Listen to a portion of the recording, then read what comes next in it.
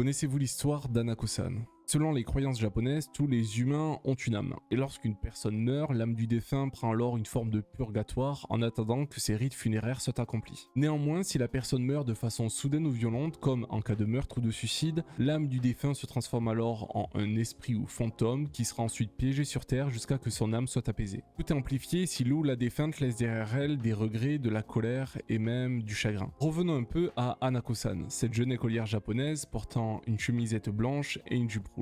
Elle serait un fantôme qui hanterait les écoles japonaises suite à sa mort dans les 3e cabines des toilettes des filles situées au 3e étage d'une école. La version de sa mort diffère beaucoup d'un endroit à un autre du Japon, mais comme pour beaucoup d'histoires, certaines versions reviennent plus souvent que d'autres. Laissez-moi vous les raconter. La première version raconte qu'elle serait morte suite à des bombardements sur l'école pendant la Seconde Guerre mondiale alors qu'elle était en train de jouer à cache-cache avec ses camarades de classe. La seconde raconte qu'elle se serait tout simplement suicidée. L'hypothèse de la charge de travail trop excessive ou du harcèlement revient le plus souvent. Et la dernière raconte qu'elle aurait été assassinée dans les toilettes par un pervers, un élève ou un professeur, personne ne le sait vraiment. Il est dit que pour la faire apparaître, il faut se rendre dans une école au Japon, peu importe laquelle, de se mettre en face de la 3e cabine des toilettes des filles, de toquer 3 fois la porte, puis de prononcer les mots « Hanako-san, es-tu là ?» La suite des événements dépend également de l'endroit où la légende est racontée au Japon. Dans la préfecture de Kanagawa, tout juste après avoir prononcé le nom d'Hanako-san, des mains ensanglantées devraient apparaître dans le but de nous terrifier. Dans la préfecture d'Itawe, juste après avoir demandé à Hanako-san si elle se trouvait dans les toilettes, de grandes mains blanches devraient alors sortir de la porte dans le but de nous attraper. Et pour finir, dans la préfecture de Yamagate, si après la réponse de Hanako-san, on décide tout de même de rentrer, un lézard à 3 têtes devrait alors nous dévorer. C'est tout pour cette nouvelle histoire, j'espère qu'elle vous aura plu. N'hésitez pas à liker et à m'écrire en commentaire vos ressentis et surtout à me proposer de nouvelles histoires. Abonne-toi.